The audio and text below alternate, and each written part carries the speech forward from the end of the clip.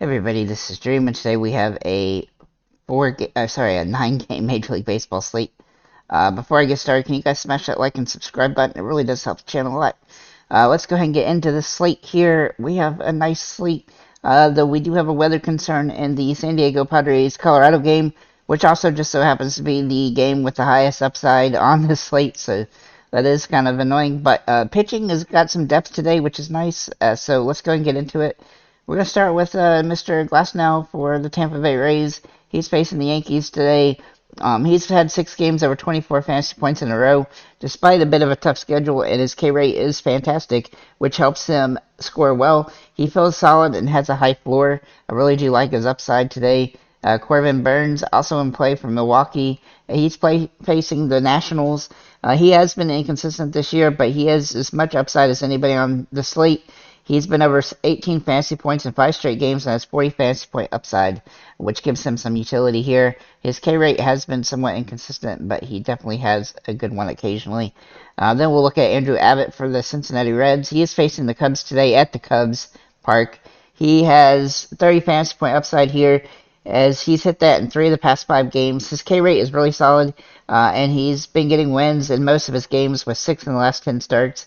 He's also had a good floor, which gives him some upside. His ERA is also solid. He's not giving up a ton of earned runs either, which definitely helps fantasy-wise.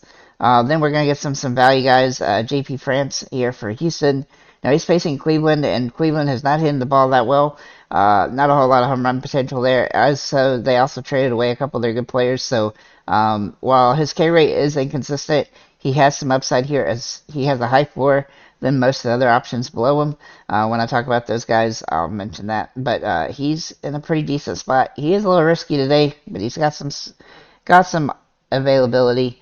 Nick Pivetta for the Boston Red Sox is facing Seattle today, and Seattle isn't projected to score more than 3 runs, but he has had a rough go this season, and he's been over 20 fantasy points in 3 of the last 4 games. His innings are slightly limited, but he has upside. If he draws a start, he would definitely be in play, but he definitely doesn't go deep enough in the game most of the time. In fact, we have to go all the way back to the beginning of the season to see his games where he actually drew starts to start. And he has, 15 to 20 fantasy point upside on this particular slate.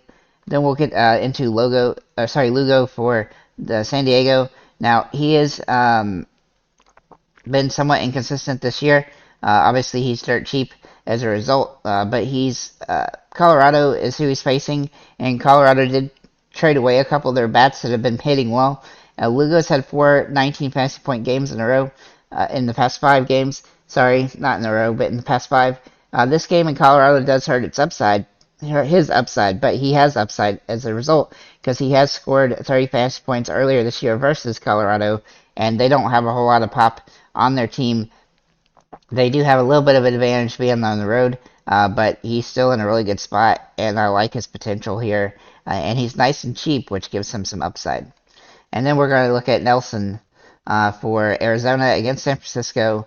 Now, he has not been consistent this year, but he's had 3 20 fantasy point games in the last 6. He also had 2 games with a negative fantasy output. He is completely a Hail Mary play. He's pitched 2 times this year versus San Francisco, and he scored 26 and 6 fantasy points. The Hail Mary is obviously in play here, so high risk, high reward, but he does have the upside to score over 20 fantasy points, which is pretty shocking to find this at this cheap price. Moving into our catchers here, I'm going to chat with Sean Murphy for Atlanta. Now, he has not hit the ball very well recently, been a little slumpy, but he has still managed to score some fantasy points. That said, he has home run potential in this game, and I do like his upside. He does feel high risk, high reward, though. Gary Sanchez here has hit the ball pretty well, averaging almost 10 fantasy points over the last 10 games he's played. He's also had 4 home runs in that stretch, and he's not striking out much. He's hitting the ball really well, and he has good fantasy potential here in this game in Colorado. Then we're going to look at Luis Campuzana. He's also playing for San Diego. Now, he hasn't played all the games, but he does play occasionally. If he draws a start today, he'll be in play as a potential home run guy. He does have some decent hitting metrics as well, so I do like his upside, and he can definitely score fantasy points in bunches.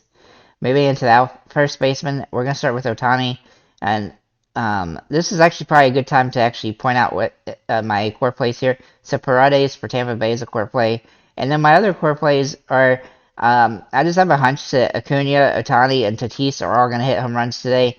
I think at least two of the three of them are going to. So you can mix and match them however you want. But Otani can also play at first base, which helps. And so I am going to talk about Otani here.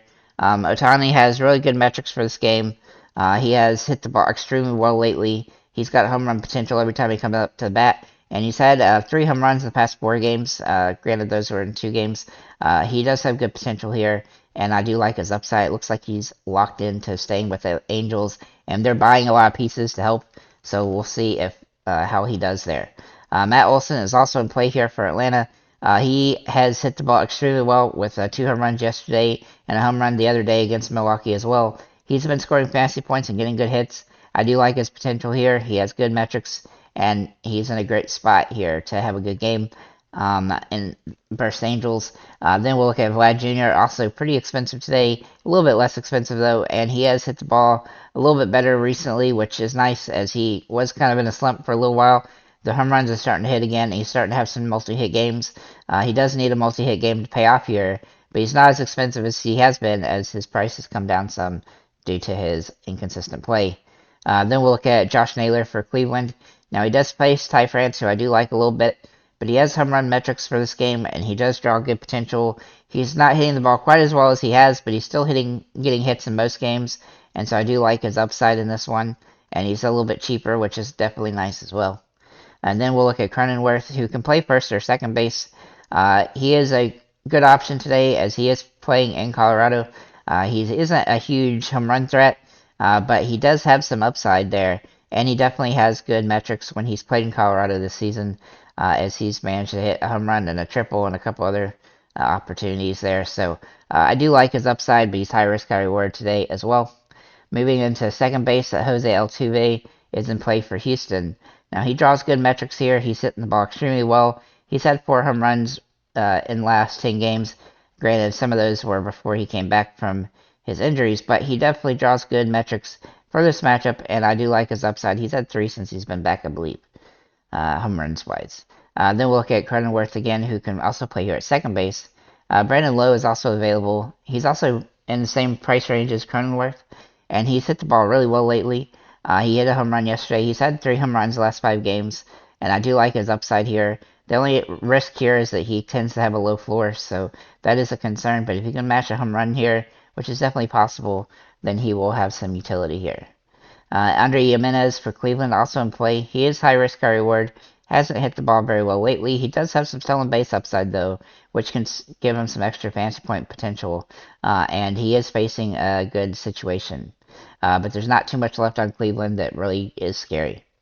Machado for San Diego here, also in play at third base. He has hit the ball pretty solidly this season. He is a little bit inconsistent, but he does have good metrics for this game. And being in Colorado, he does draw some nice upside as a result. Austin Riley is also in play. He is absolutely tearing the ball up. He's had a bunch of home runs lately, and as long as he's hitting home runs like this and getting hits, he's almost at a 360 average, which is insane. He's also hitting 14 fantasy points a game in that stretch. I really like his upside, and he has great potential here, though he is fairly expensive. And then Alex Bregman also hitting the ball pretty well in also a very good situation here against Syndergaard. He's had 5 home runs the last 10 games, and he has home run potential, though he has been a little bit inconsistent in the fantasy point range when he doesn't score the home runs. Then we'll look at Ryan McMahon for Colorado, as he draws good metrics here. He's high risk, high reward. In Colorado, he definitely has upside, but he is facing a pitcher that has tendency to do pretty well.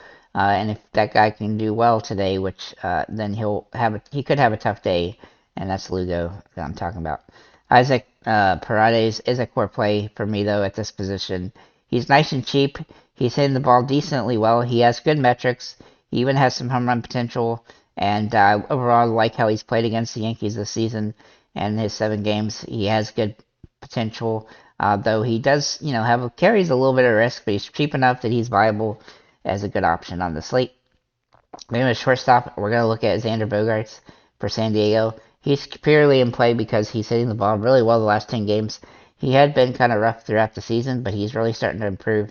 Not a huge home run threat most of the time, but he does draw some metrics for home runs here in Colorado, so that does give him some upside, and he's also hit in Colorado very well this year already, or against Colorado, rather. Bo Bichette, also in play for Toronto. Now, he draws good metrics here. He is expensive, but he does draw home run potential here. And he's been a little bit slumpy recently, but he looks like he's finally starting to get out of that. He's starting to score some bunch of multi-hit games in a row now, so I really like his upside here, and he's hitting the ball very well.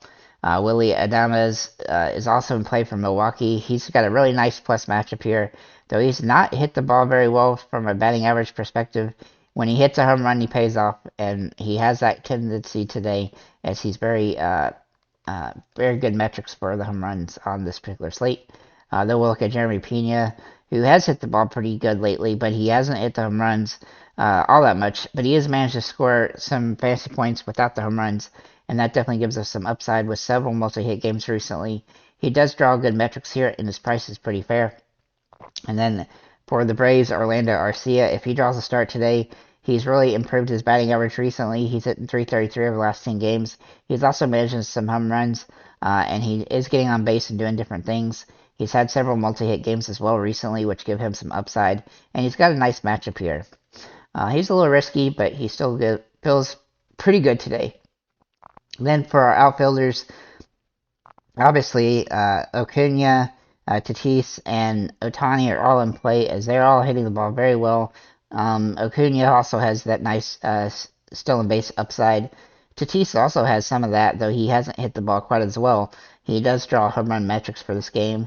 And Ohtani is Ohtani. He's hit the ball very well recently, and he can also play at first base. Then we're going to look at some other options. So we'll look at Yordan Alvarez for Houston. I do like his upside today. He has some run potential. He hasn't hit as well as some of the other guys, and his floor is a little bit lower than others, but he definitely draws good metrics here. Kyle Tucker is a little bit pricey as well, though also because he's hitting the ball very well. He also has stolen base and home run potential, which give him some upside, though he doesn't get the stolen bases like Acuna does. Then we'll look at Yelich for Milwaukee, as he draws really good metrics here. I do think he's a good home run upside guy, as he's had some really good potential, and he draws good metrics, and I think he has home run upside in this one, though it's really hard to roster him today with the price ranges. Then we'll look at some value plays, and Trent Grisham is one of them. For San Diego, he hasn't hit the ball well lately. He does have home run metrics there for this game, and being that this game's in Colorado, that does give him some upside. He's also hit okay, averaging 7.5 fantasy points against Colorado this season. Then we'll look at Toscar Hernandez, who I really like today for home run metrics. He is been best most of the time because he's kind of a home runner best kind of guy, but he does draw good utility here. But the problem with him is if he doesn't hit a home run, then he doesn't tend to have the fantasy point upside, but he definitely draws the home run metrics for this particular slate. Ozuna for Atlanta is also in play. He's a little bit pricey today, but he gets in stretches where he hits the ball really well, and he's had 3 straight games with home runs, and with 4 home runs in those 3 games.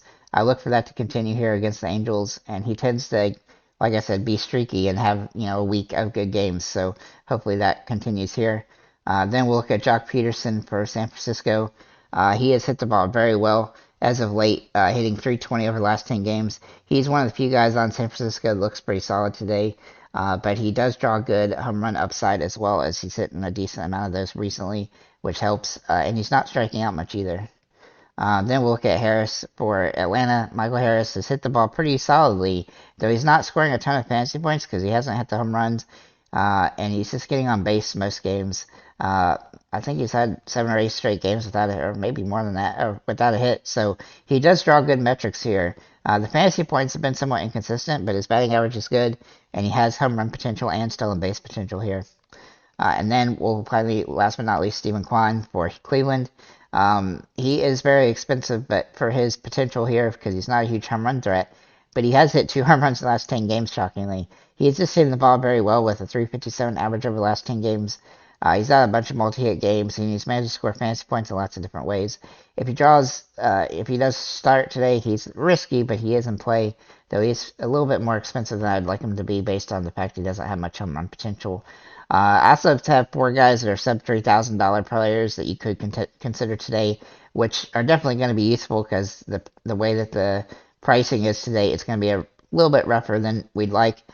So we got Matthew Batten for $2,800. He can play first or third for San Diego. For Ty France for Seattle, $3,000 at first base.